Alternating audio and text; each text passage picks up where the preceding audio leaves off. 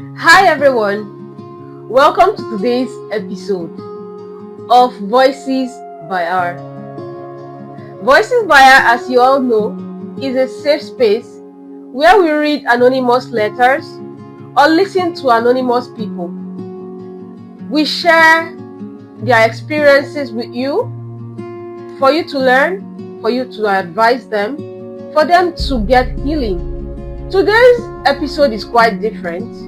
The person involved is here with us in the studio, and she would like to share her story herself, but then we're going to be using a mask just for the anonymous purpose. I'd like you to listen to this story because I'd already listened to it from her, and trust me, it's something you want to really learn from. Please share your thoughts in the comment section. The next voice you will be hearing is from our guest.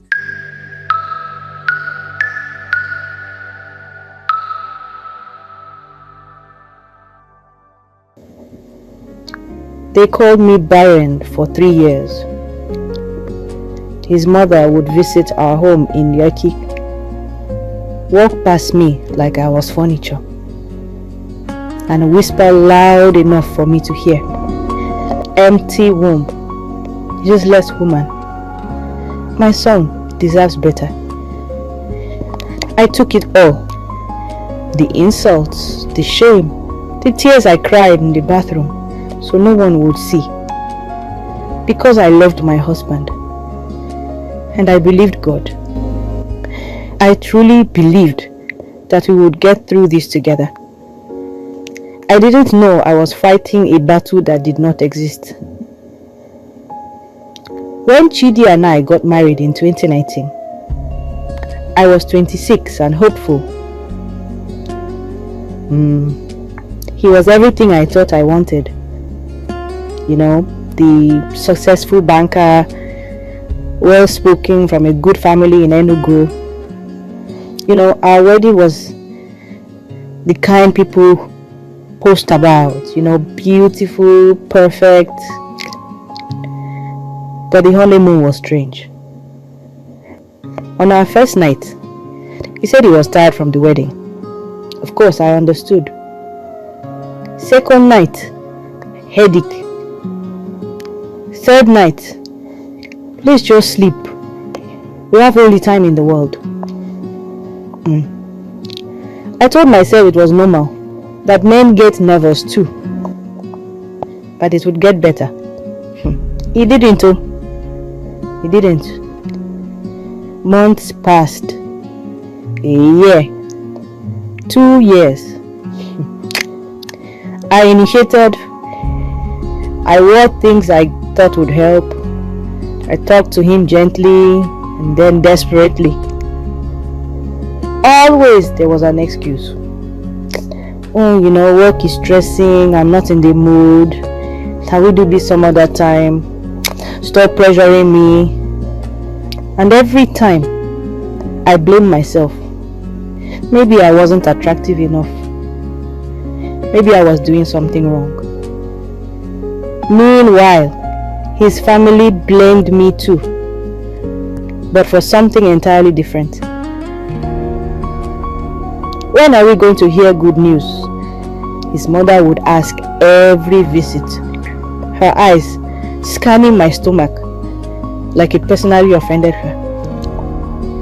We are trying, I'd say, dying inside, because we weren't trying, you know. Esther, we weren't trying.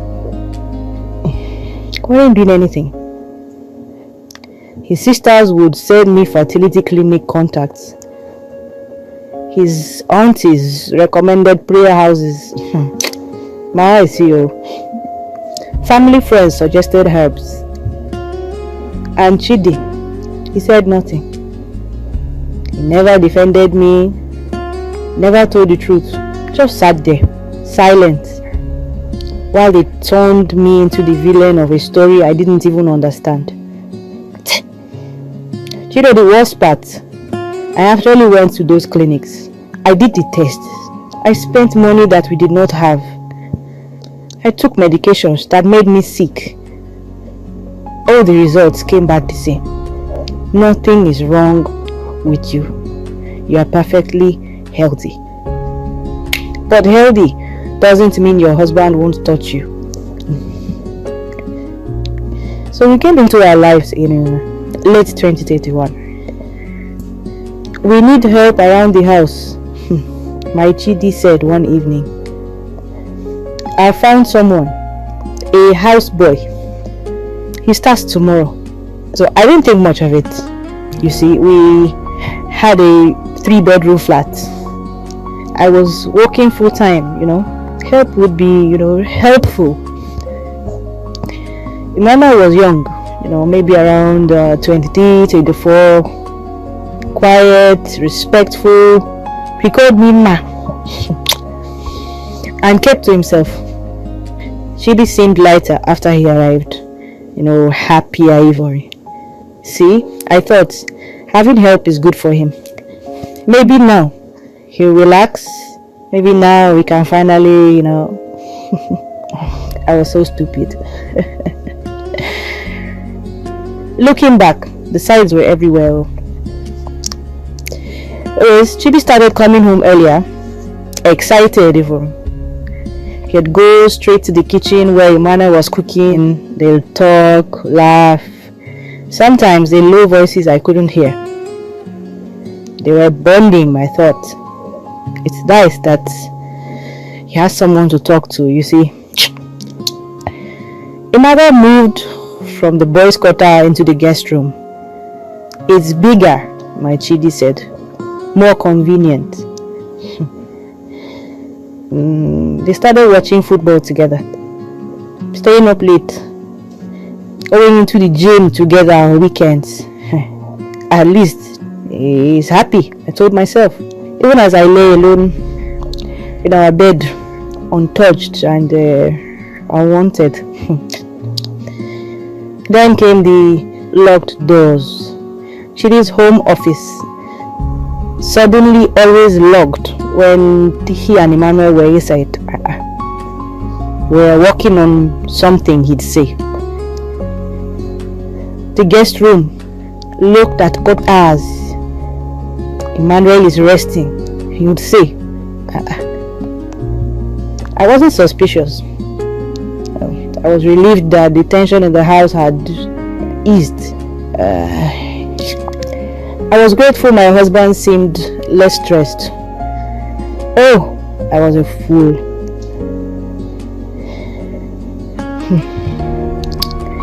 Saturday afternoon, 14th of May, 2022.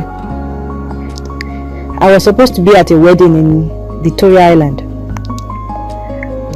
But the bride's mother had taken ill and the wedding was postponed. Asha came home early. The house was quiet, too quiet. Chidi, I called. No answer. His car was in the driveway. Emmanuel's room was slightly opened. I went down the hallway and then I heard it. Sounds I can't unhear. Sounds that still wake me up at night. I pushed open Emmanuel's door. Esther. And my entire world ended.